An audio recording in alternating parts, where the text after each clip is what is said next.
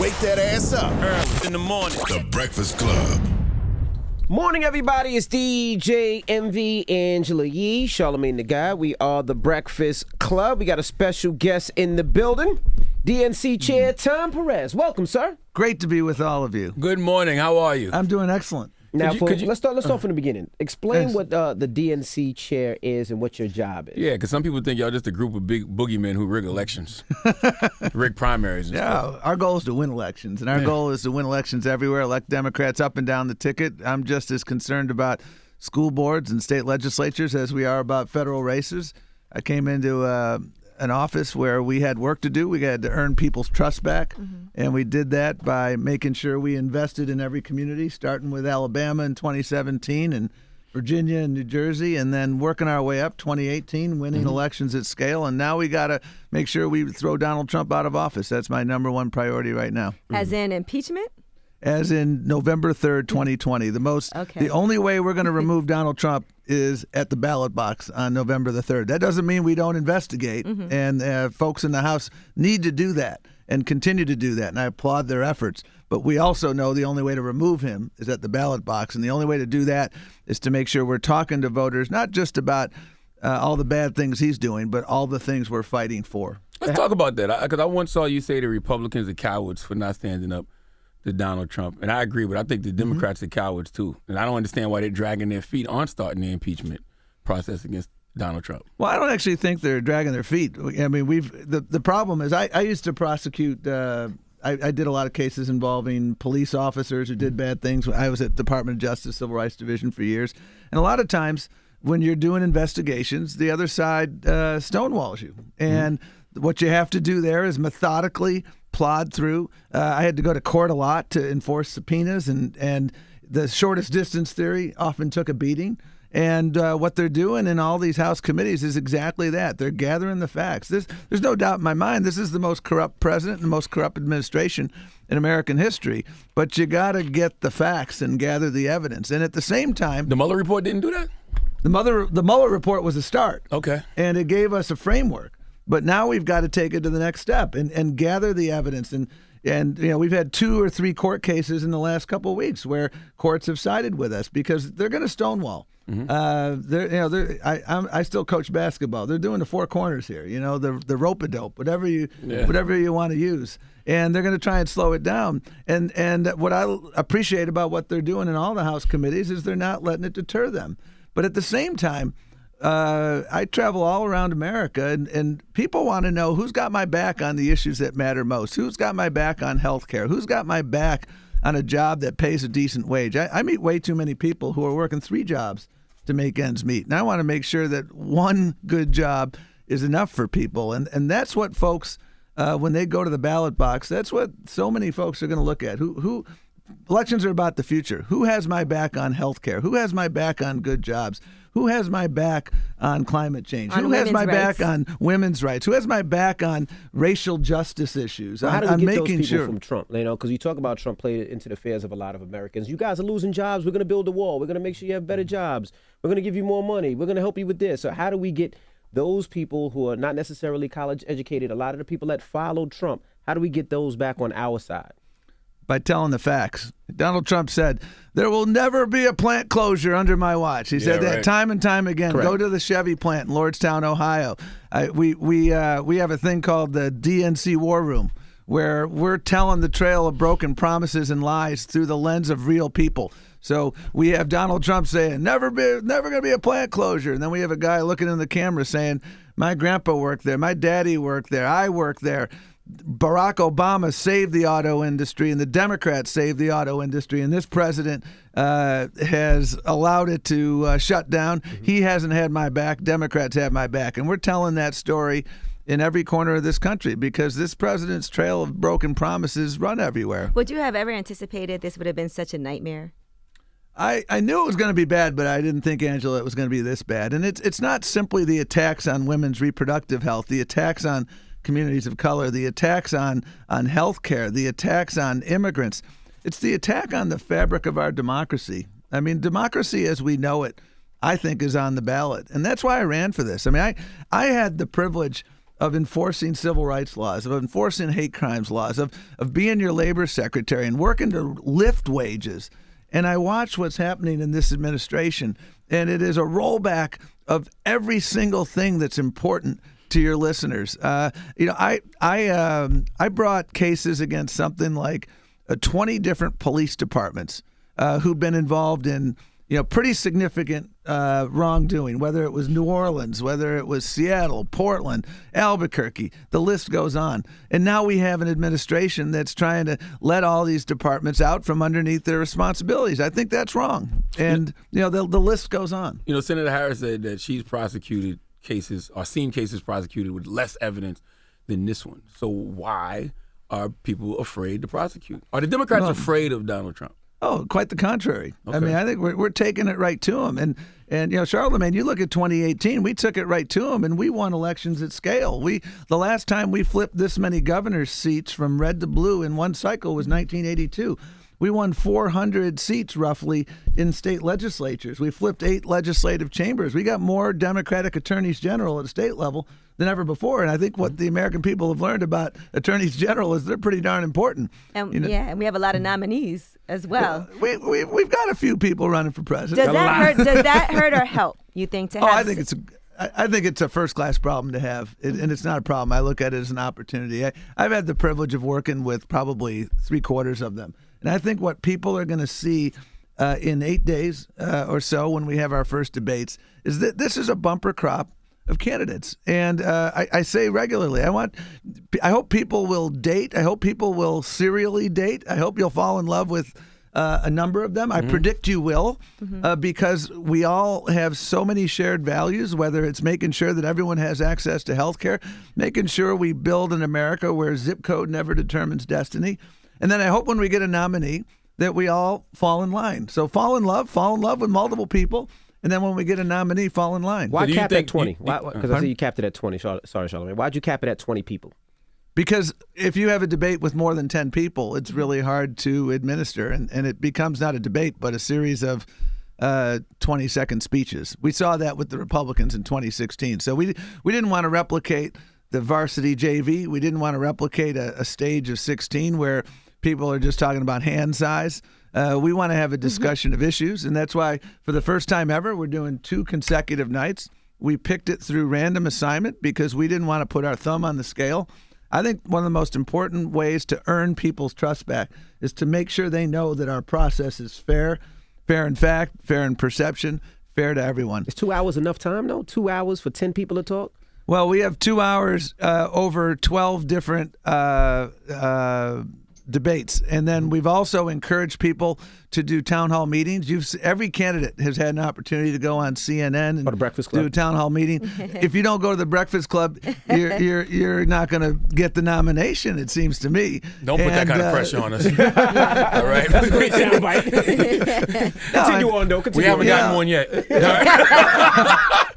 put that pressure on us. I think there's been unprecedented access to so many different outlets for our candidates this cycle, and that's exactly what we wanted to do. Because your question is a totally fair question. Is this field too large and too unwieldy? And my answer is absolutely not. And I think once you see all these candidates, you'll see why this is a wonderful challenge to have. And come September, and we've been real transparent about what we're doing. In September, the bar gets raised from 1% to 2% to qualify, and from 65,000 grassroots donors to 130,000.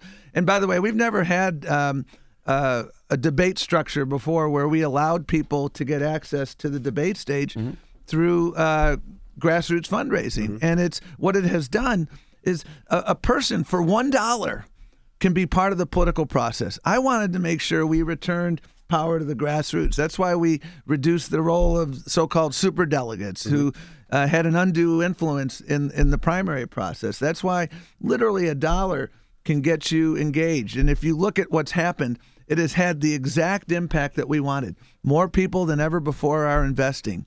Is it a handicap if you don't get to participate in these debates? Well, I think there's so many ways that you can get your message out, like coming on the Breakfast Club. Pissed off at you. Yes, there are. Get on. Well, if my goal were to, expand my holiday card list, then I wouldn't have ran for this job. My goal is to help win elections and to set forth rules that are inclusive and fair. And sometimes people will be disappointed because they didn't make the debate stage. I have no doubt that that's the case. But at the same time, I have no doubt that we've given people a fair shake. And that's what it's all about. And given voters an opportunity to kick the tires on our candidates. I get the feeling that you think proceeding to try to impeach Donald Trump would be a waste of time. Oh, I don't think it's a waste of time, but I do think it's really, really important for us to do our homework. Because, again, I prosecuted a lot of public officials. I was the guy who brought a case against Joe Arpaio, who was the lawless sheriff in Phoenix. I prosecuted a number of police chiefs, and I used to get Charlamagne. The most frequently asked question I would get is, "Are you going to indict next week? Are you going to indict next week?" And the DNA that I learned from doing civil rights cases against public officials was that you've got to gather your facts. You got to ready, aim, fire. You can't do ready, fire, aim, because that's a good way to lose cases down the road. And so I think it's really important for everybody to gather the facts. And it's hard to gather the facts when the other side is stonewalling, but it's not impossible. And here's another point I would make. I've done a number of obstruction cases. The statute of limitations is a minimum of 5 years. And so you have a situation here where we fire this president on November the 3rd. He becomes a private citizen on January the 20th of 2021. And the reality is the statute of limitations hasn't run. Oh. And the next attorney general or a special prosecutor appointed by a Democratic president can take an independent look. And this guy can no longer hide behind what Mueller said, which is you're not allowed to be prosecuted or indicted while you are in office. There are some people who disagree with that, but that seems to be the order of the day. This president won't get off scot-free. Let's throw him out of office. Let's make sure we're fighting for health care and an economy that works for everyone, and racial justice, economic justice, inclusion, and then I think you'll still have ample time. So you do think he's guilty of obstruction? Well, I think the evidence, there's a lot of smoke, and I think that's why it's so important for us. You remember when Scandal and Team Obama was a tan suit one summer day. I mean, that was. I thought you were talking about a TV show for I know. I was like, where's he going with this TV show? Too? No, I mean, he's talking about the scandal of him wearing a light color suit. Our mantra was no drama, Obama. Right. And I was proud of the fact there was not a whiff of ethical scandal. You look at every cabinet member. How many have been fired? The HHS secretary lasted 90 days, then EPA, the list goes on. The HUD secretary is buying expensive China. I mean, the culture of corruption around this administration is unprecedented, and the culture of lying. And the American people are sick of it. And I think the reason that one of the most heartening things for me in 2018 was seeing the dramatic increases in turnout among communities of color. Because as a civil rights lawyer, that's been... that I feel like that's why I was put on the planet, to make sure that everyone gets a fair shake, in particular marginalized communities. And watching what happened in places like Nevada and so many other states, Arizona, Nevada, African Americans in 2017, African American women are the reason Doug Jones is in the United States Senate. And what I wanted to do as DNC chair was to make sure when we invested early in that race that we sent a very strong message to African-American voters. We will never take you for granted again. Well, last year you apologized to black voters because you said Democrats have taken us for granted, and I would like to know what has been done since then. Investing everywhere. Alabama was a down payment on that. Making sure the DNC is the most diverse and talented DNC it's ever been. And I'm proud of the fact that we have a really diverse and talented organization. And the further up the food chain you move at the DNC, the more diverse we get. You look at organizations, and oftentimes you got diversity at the entry level, but you don't have diversity at the leadership levels. We have diversity up and down the DNC, and it is even greater the further up the food chain you get. We invested in minority candidates. We have a number of initiatives, one of which is what we call Seat at the Table. It's an initiative to engage African-American women. We have an initiative called Mujeres Movilizado, an initiative to engage Latinas in the political process, because we know that what we learned in Alabama and elsewhere was you unleash the power of communities of color. That's how we win. Yeah, let's be reflective of who's in our community, who's voting, and who we want to vote. Amen. And that's what we saw. People don't believe anymore, though. I mean, you look at everything that's going on. It seems like a lot of the things that we've seen, and you're a civil rights attorney, it's getting worse. Like them pulling the guns out on the family where the baby stole the Barbie doll. You know, you're seeing this more and more and more and more often. It's not getting less. It seems like it's getting more. You know, and it's hard for people to believe when it's getting worse. Well, this president has unleashed a culture of fear unlike anything we've ever seen, and it started it didn't start in Charlottesville. It started before Charlottesville. It started in the campaign where he's demonizing people. When you put fear on the ballot and you pit one community against another, you can only succeed if the immigrant fails. You're trying to pit black and brown communities against each other. We're having nothing of that. And I'll tell you, DJ, I come to you with both sobriety, born out of the fact that this is the most dangerous president in American history, and you see the incidents of hate crimes and other horrific activities going up, and you don't need to be a rocket scientist to figure out why. But I also come to you with unrelenting optimism, because I see the energy of young people, and you saw millennial turnout expand incredibly. I see the likes of people like Stacey Abrams and others who she didn't make it to the mountaintop, but frankly, she didn't lose that election in 2018. She lost that election in 2010 when Kemp was elected Secretary of State, because I know that because I sued him. You sued his ass. Say it. I like direct talk. He sued his ass. I sued his ass. And that was when I led the Civil Rights Division, because what we have to understand when I talk about, you asked the basic question, what do we do at the DNC? We build infrastructure and we build trust. We build organizing infrastructure. We're making sure we're talking to people now.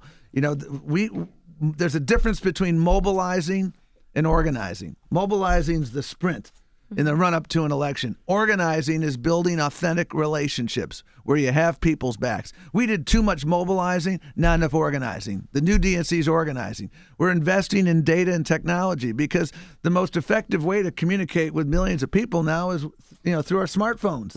And so we've been on overdrive in building a data and technology infrastructure. And then equally importantly, building a voter protection infrastructure. These folks want to make it harder for eligible people to vote. There's no subtlety about it. Right. These voter ID laws are one of many examples of what they do. And I know this because I sued Texas. I sued South Carolina. I mean, the list goes on. I mean, in Texas, your concealed carry permit is a permissible form of ID, but your Prairie View A&M or your UT ID is not a permissible form of ID. You got people who need to drive 130 miles to get an ID, and they've got banker's hours, and it's really unfair to any banker across America to compare the hours of these ID offices with banks, and that's because they want to make it harder for people to vote, and that's why a big part of what we have to do is file lawsuits. I applaud my friend Eric Holder, who is my former boss, who leads the redistricting commission. Big victory yesterday in the state of Virginia on a redistricting case. That victory is going to enable us to take the House and the Senate. Why? Because we got fair maps. And when you have fair maps, Democrats do real well.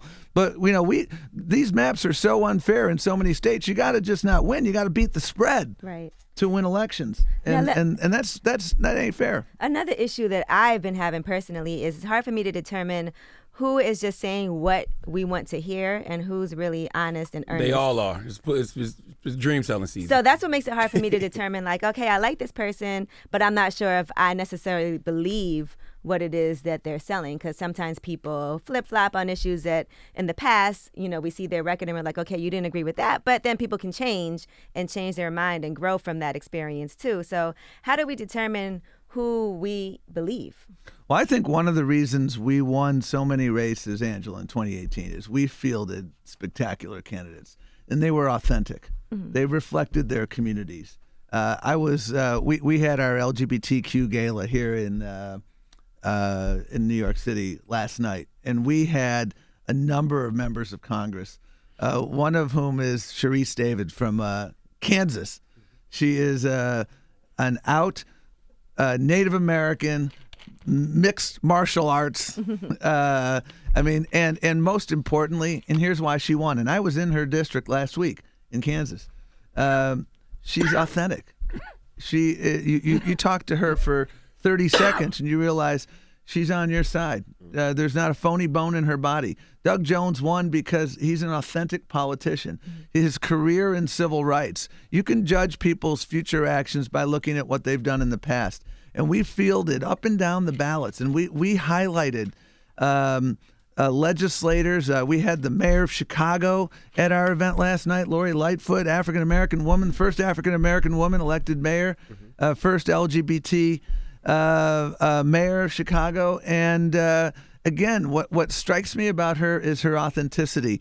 We're organizing early, organizing everywhere, fielding good candidates everywhere, and listening. I mean, the issues of racial justice are real in this country. The zip code shouldn't determine destiny, but the reality is it all too frequently is. And when you have an administration that's turning back the clock on investing in education, investing in underserved communities, and you have Democrats who are fighting to make sure we expand those investments, that's why we're winning. And we've got to continue. Authenticity is what it's all about. And that's what I think people will really love about our candidates next week. Every single candidate believes that health care is a right for all, not a privilege for a few. We're going to have a conversation about how to get from 90% to 100%. Every candidate understands that climate change is very real. Every candidate understands that civil rights is the unfinished business of America, and we must continue to work to finish that business. And that's why I love the candidates we have for president and up and down the ballot. When you talk about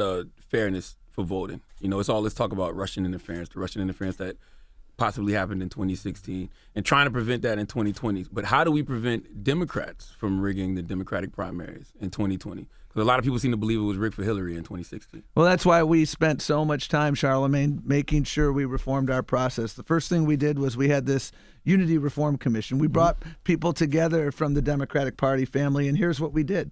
We engaged we enacted overwhelmingly a series of reforms. We reduced the role of superdelegates. That was a big deal. A lot of people thought that superdelegates were putting a thumb on the scale. I talked to young people, and they'd say, superdelegates are like the hall monitor. You're letting us walk down the hall, but you don't quite trust us, so you need a hall monitor. So we reduced the role of superdelegates. We took actions to expand participation. We encourage states to enact laws that have more primaries and less caucuses. Why? Because more people participate in primaries. And so we got 6 states now that were caucus states 4 years ago that are primary states now. There'll be more participation there. If you're a caucus state, you got to make efforts to make sure it's more inclusive. So, for instance, in Nevada, you can early vote. So if you work on the Strip in Las Vegas, you don't have to punch out to participate in the political process. And if there's any issues with voting for you, at least you know ahead of time that you can take care of it. So were the Democratic primaries rigged in 2016? Well, I wasn't part of that, but I know that there was a strong perception that the DNC put the thumb on the scale. And what I do know from I ran for this job because I knew the DNC had work to do. We needed to up our game.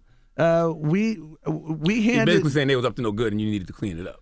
What I'm saying is we didn't do our job. The job of the DNC was to make sure we handed the nominee an infrastructure that would enable, in this case, her to win. We didn't do that.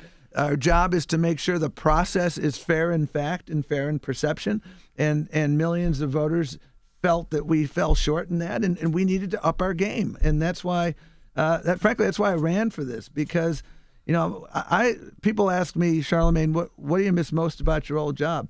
I miss helping people at scale. You know, like I go home and tell my kids, you know, hey, we help 2 million home health workers, you know, mostly women of color on food stamps, get access to minimum wage and overtime protections. You know, we sued Joe Arpaio, we sued Texas, we sued all these things. And when you lose elections at scale, you lose the opportunity to help people. And when the DNC is firing on all cylinders, we help people up and down the ballot to win. And when we win state elections, then we don't have state mischief. When we win local elections, you know, mayors can't print money. They got to solve problems. And when we elect Democrats there, you know, we help people. And that's what we're getting back to. And that's my goal, is to make sure that everybody feels like they got a fair shake. Not just the candidates, but the voters. So how do we know that won't happen in 2020? Because you look at Elizabeth Warren is surging in the polls, but Biden is the guy that everybody thinks can beat Trump. So what if it gets to the point where it looks like, you know, Warren is going to be a real threat to Biden the way Sanders was to Hillary? How do we know the DNC won't do the same thing in 2020? The voters are going to decide. And that's why we have 20 people in the debate stage for next week. Next month, we will make another determination. I suspect there will be 20 people on the debate stage then. We did random assignment because I didn't want to have JV varsity. Right.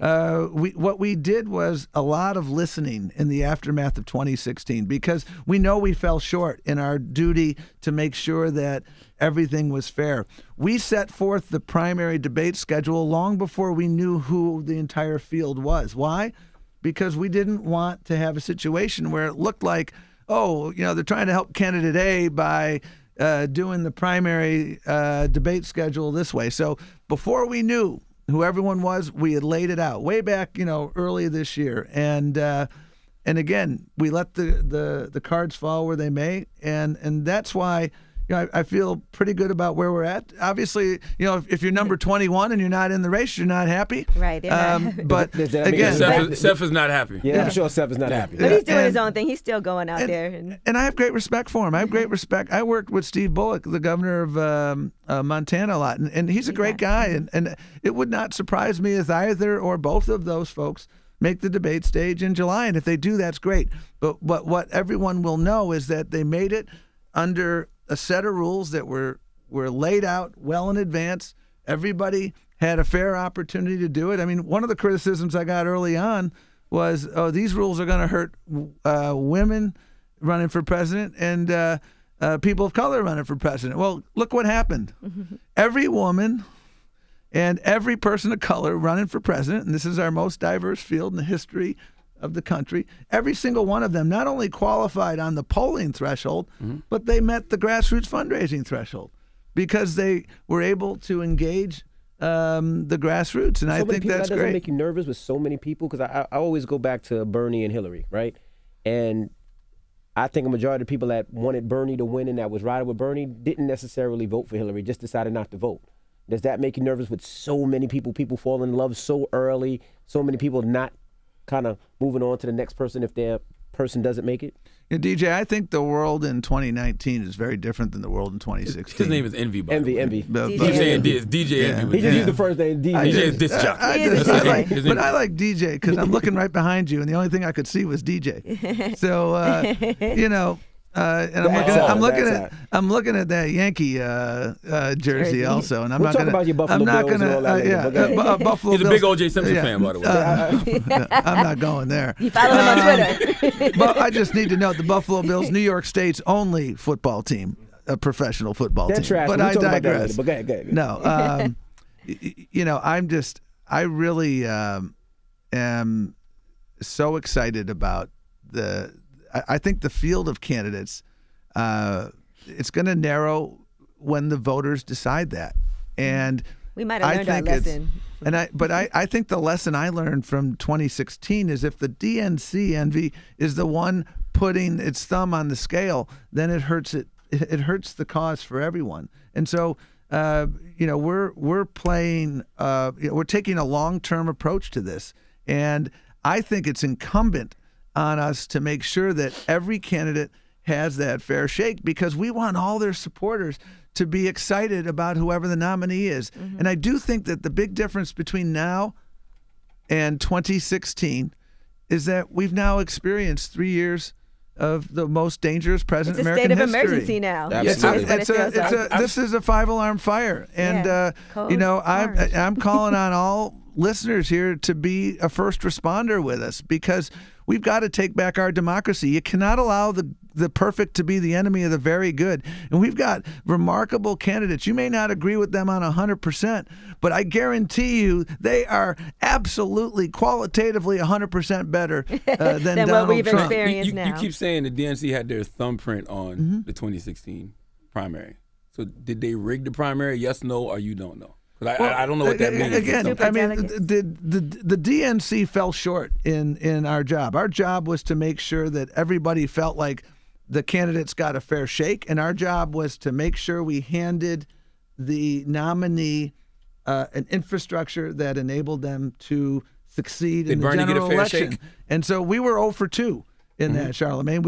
We had a process that people felt didn't work, and we handed a substandard infrastructure to Hillary Clinton, and I vowed never to allow that to happen again. That's why our Unity Reform Commission, the reforms that I just outlined on superdelegates and primaries and caucuses and other things that are making the voting process more inclusive, everybody came together on those. We had supporters of Senator Sanders and supporters of Secretary Clinton, supporters of none of the above around the table, and it took a long time because we had to have a lot of tough discussions. But when we enacted these in August of 2018, it was virtually unanimous at the DNC, and that was pretty remarkable, because if you look at where we were in 2017, and then you look at where we were able to get to roughly 18 months later, I think we came a long way. And Did Bernie get a fair shake in the primaries? Well, there are a lot of people who felt that he didn't. And as long as there's a lot of people who felt that he didn't, then it's my responsibility to make sure that those people feel that he gets a fair shake, and every candidate gets a fair shake this time around. And that's exactly what we're up to at the DNC. And I think we're making progress. We're, again, my holiday card list may not get longer, but that's fine, because we're about winning elections and creating a fair process for everyone. Do you think the DNC made a mistake by backing Hillary instead of Bernie? Well, I think the DNC made many mistakes in the 2016 campaign, and again, not building infrastructure early on. The DNC's mission today is to elect Democrats up and down the ticket from the school board to the Oval Office.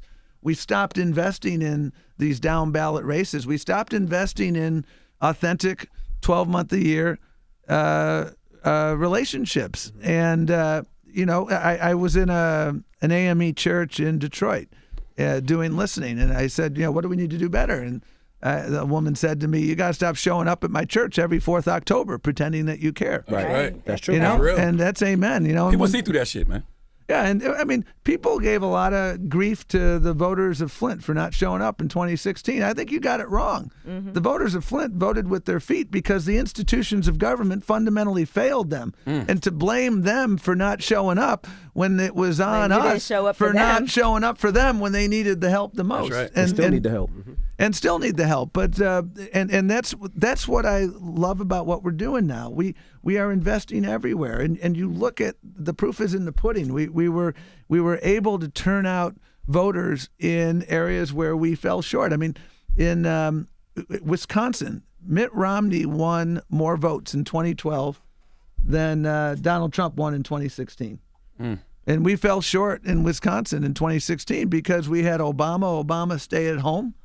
And those were mostly, those were disproportionately younger people of color.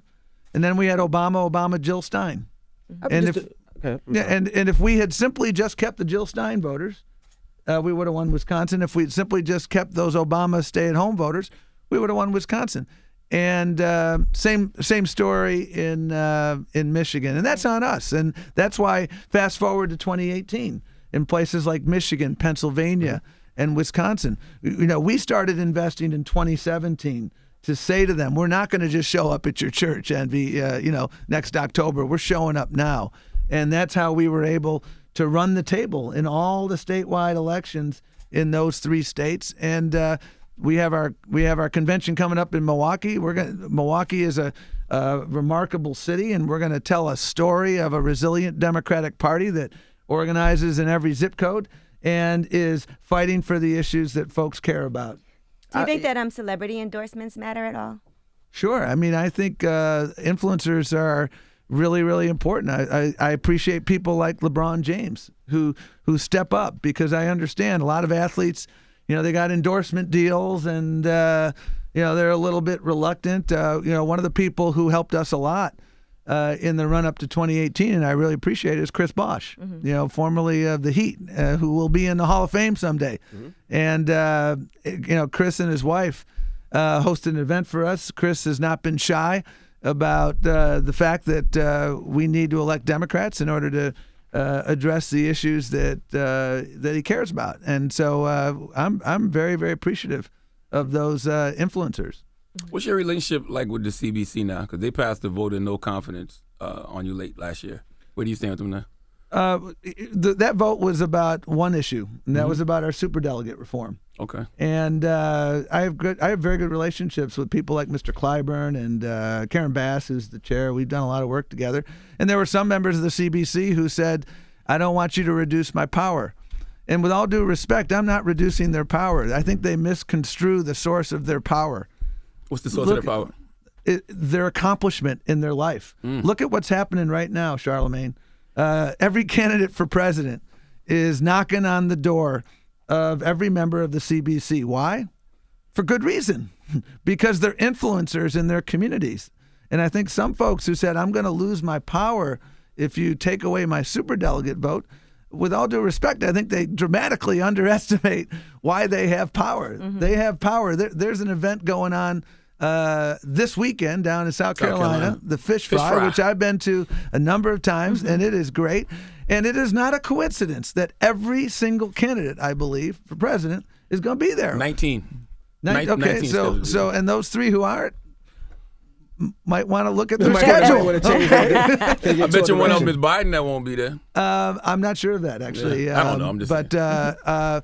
But my point being, we've changed the rules on superdelegates, and that has not prevented 19 candidates, and I predict we'll get over 20 by the weekend, from showing up there. Why? Because Mr. Clyburn is one of the most respected leaders in America. People want his support. People want the support of Mr. Lewis. People want the support of Karen Bass and Maxine Waters, not because they're superdelegates, because they're super people, and because they are leaders in their own right. And that is why there were a couple people in the CBC who wanted to retain that power. I respect that. I respect them to this day. But again, my holiday card list may not have gotten longer with that decision, but I will note this.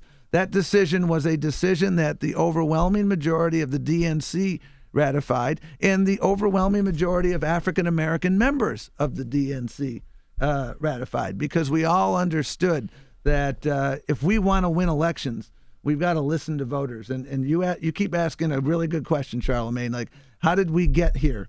How did we get in the ditch that we found ourselves? And that's because in the eyes of many, we became the party of elites. And that's hard for me to fathom. I'm a Pell Grant kid who, worked my way through college on the back of a trash truck. Elite and Tom Perez hasn't really been in the same sentence.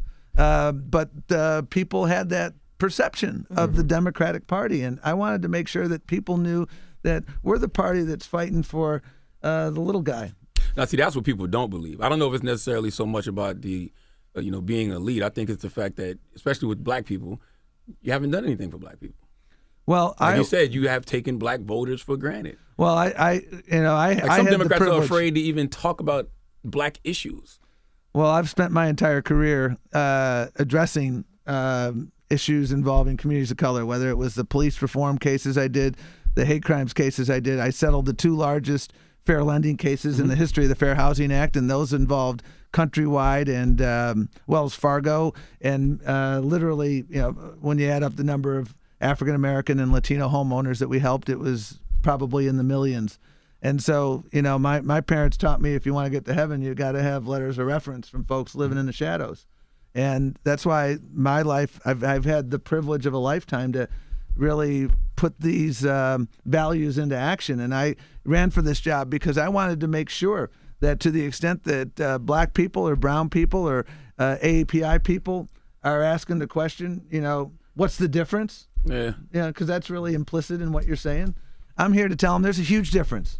We're fighting for racial equality. We understand that the folks who are responsible for the tragedy in Charlottesville, there's not a moral equivalency. This isn't right and left. This is right and wrong. And if you can't speak out after Charlottesville, then you got no business being in the Oval Office. If you can't stand up against police misconduct when we see it, then you got no business doing the job. If you can't stand up to this Secretary of Education who is now, her office is run by the for-profit industry who preys on vulnerable communities. That is wrong. And what I'm working my tail off to do through our actions, because that's how you judge people, is through their actions. Absolutely. And through our actions, we are sending a very strong signal that we are indeed fighting for your health care. We are indeed fighting for racial justice, for economic justice, to make sure we reduce mass incarceration, to make sure we build more schools and less prisons in this country. That's what we're going to keep fighting for. And I know that it's a timeless journey. And I know we've got to, at every corner, we've got to fight for every vote. And we did take too many votes for granted. And that's why we've spent so much time investing in voter registration. We're working with a group of different stakeholders in Florida to register 1 million voters. You see what's happening post Amendment 4 in Florida. And your listeners who may not understand, Amendment 4 gave the right to vote to millions of people who had been disenfranchised for life because they had a felony record. And over half the people in America permanently disenfranchised through state laws like this live in Florida. Florida was, that's unconscionable. Right. Now they get the right to vote because the voters overwhelmingly passed it. And what are the Republicans doing? They're enacting a poll tax because what happened? They saw that black voters were disproportionately registering to vote, and they had an oh shit moment. And they said, geez, we got to do something to suppress the vote. And so now they pass what amounts to a poll tax. If you haven't paid all your fines, you're not going to be able to vote. That's crazy. And that is crazy, Envy. And I'm just, that's what gets me out of bed in the morning. People say, this is a tough job. No, it's a hell of a lot tougher to live in this country right now under this president. People living in fear. We're doing things in this country, separating children from their parents at the border. That was done during slavery. That was done to Native Americans. That movie should never have seen a sequel, and that's what we're seeing now. Absolutely. Compassion should never be a 4-letter word in this country, and we've allowed it to become that. And that's why I'm working my tail off for the next 500 or so days to take back our democracy. And I hope everyone listening today gets out there. I know we haven't been perfect, and I plead guilty to that. But I do know that we are working our level best to earn your trust through our actions and through our actions in every single zip code across this country. So what is the actual plan regarding black voters and for supporting black candidates up and down the ballot? And again, I invite people to look at what we have done, because the best indicator of future action is what you've done in the past. Starting in 2017, we made investments in African-American communities, not just in Alabama, but investing in races like the mayor of Atlanta, Georgia, Keisha Lance Bottoms, Vi Lyles in Charlotte. 4 weeks before the Atlanta election. The Atlanta election occurred on December the 5th of 2017, 7 days before Doug Jones's election. We got a call about 4 weeks before the Atlanta election from her campaign. We are trailing in the polls. We need help. What did we do at the DNC? We bought up about 60, 70,000 cell phone numbers of sporadic voters. We ran an aggressive text messaging campaign and outreach to reach those voters. These are voters who are off the grid.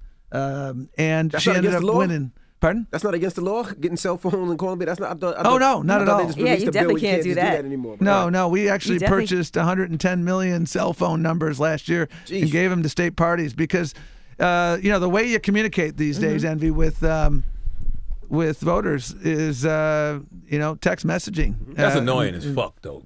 I mean, that's worse than bill collectors. Like, I don't know if I want y'all pressing me to vote. And you get those They emails texting too. now. Well, but let me just tell you about Atlanta. We won by 700 votes in that race, and if Mayor Keisha Lance Bottoms were here, she'd tell you that the work of the DNC made a big difference. And so, we started investing early and often and everywhere. And we won some, we lost some. Show me someone who won 100% of the cases they invest in. I'll show you someone with low aim. And so we increased our risk tolerance threshold, and we invested, across the board in different races. The Attorney General of Nevada is a guy named Aaron Ford, first African-American Attorney General out there. We were proud to support him along with, so many others. We a lot of firsts. A lot of firsts, and one of the things we're doing now is an initiative called Organizing Corps, where we're recruiting 1,000 organizers to hand over to the nominee in 7 key battleground states, and those states are pretty straightforward. They wouldn't surprise anyone: Pennsylvania, Michigan, Wisconsin, Arizona, North Carolina, Georgia, and Florida. And I just met with in Georgia last week our first cohort of 300. 77% of color, 26% LGBTQ, 95% Native. And what I mean by that is the organizers who are going to be in North Carolina are almost all from North Carolina. And 100% kick-ass. I mean, these folks inspired me. This is tomorrow's generation. And what I said to them was simple. The 2 most important days of your life are the day you were born and the day you figure out why. And so many people go through their life and they never figure out why. I feel kind of an outlier in that. I feel like I was able to figure out that, my parents taught me that to whom much is given, much is expected. And so I've spent my entire career making sure that civil rights laws that people died for and labor laws that people died for are given meaning. And I said to these young people last week, this journey as an organizer is going to enable you to answer that why question, and it's going to change your life. And these folks were just off the charts, and they're going to go down to Florida and Georgia, et cetera, and they're going to go into these communities and make sure we are registering voters, turning them out. I mean, one of my favorite members of Congress, and I was proud to work with her, is Lucy McBath. Lucy is in the 6th Congressional District of Georgia. She's one of the mothers of the movement, lost her son senselessly to gun violence. That is not a minority district, the 6th Congressional District. That's Newt Gingrich's former district, and it's now a district that an African-American woman represents. And that, to me, embodies exactly what we need to do. Our work there was focused exclusively on turning out African-American, Latino, and Asian-American voters. And there's critical mass when you do all 3. That's what we're doing, and that's what we're going to continue to fight for. And I know we got more work to do, and this is a timeless journey, and I know there are things that we're going to do that some people disagree with, whether it's superdelegate reform, but I hope people know that our North Star is winning. Our North Star is building a party that people are proud of again. We had a brand problem, Charlamagne, when I walked in. Some people didn't know what we stood for.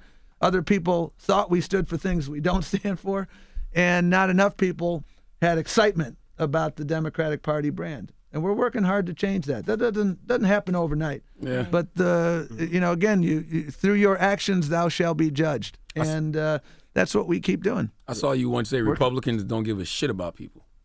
Well, yeah, I probably said that. I like that kind of direct talk, though. I mean, even though it's a broad generalization, I like that kind of direct talk. Can you expound on that a little bit? Well, I know that was in the context of healthcare, and I think I was down in Texas, and it, I know the struggles that my mother had.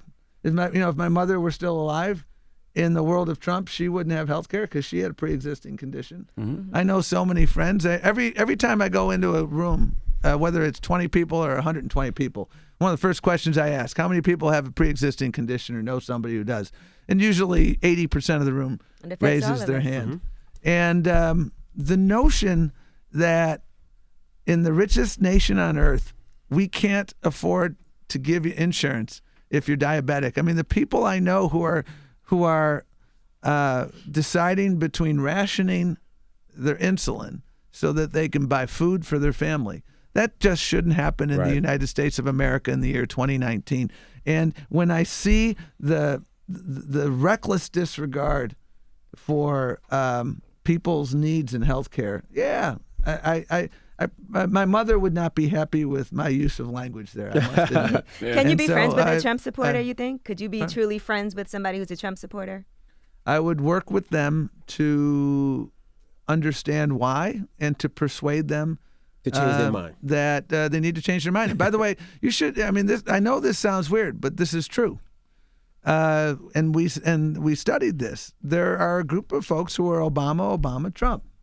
Mm-hmm. We looked at. There was some work done in Iowa. How does that happen? And here's how that because happens. they wanted their plants to stay open. Well, no, here's the connective tissue, Angela, was that Barack Obama was an outsider.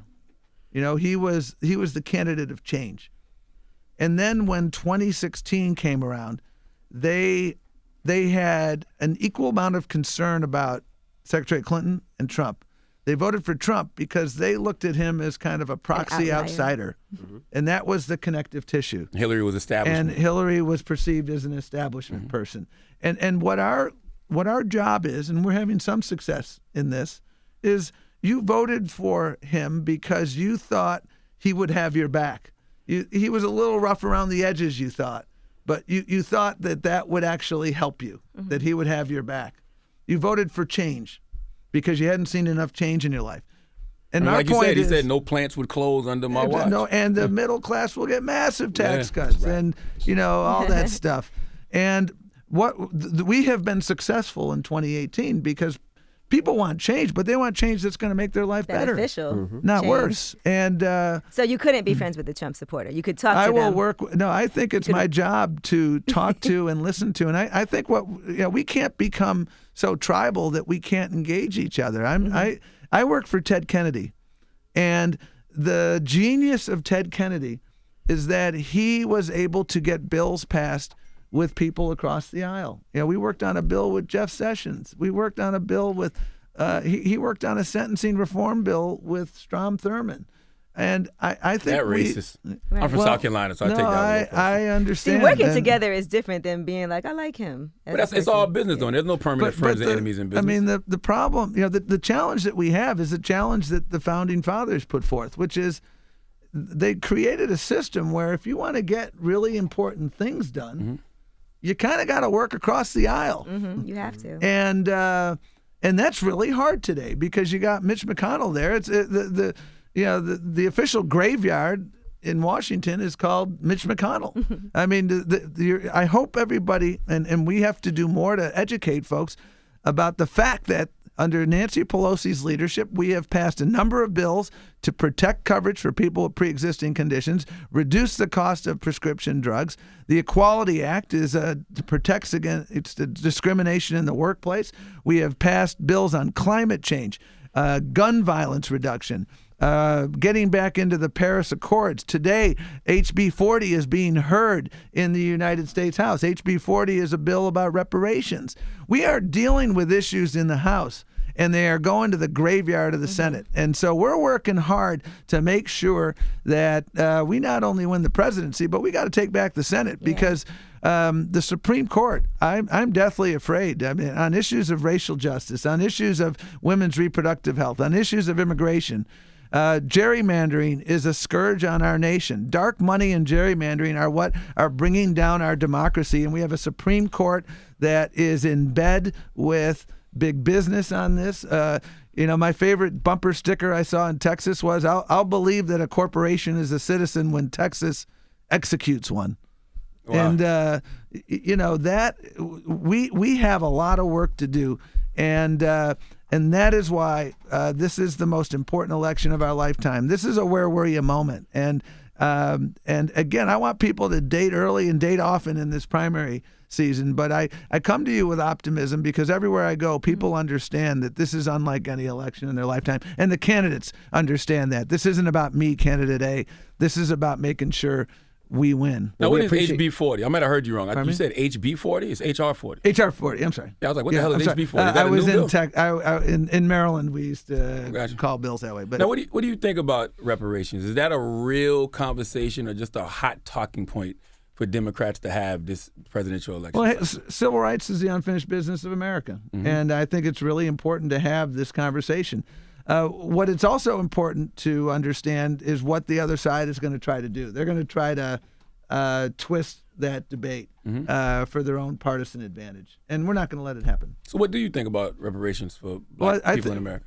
I mean, I've spent my entire career fighting to make sure that the impact of discrimination is over. I mean, when we do things like our fair lending case, that's the Countrywide was the industry bottom feeder in the height of the foreclosure crisis, and they preyed in black and brown communities.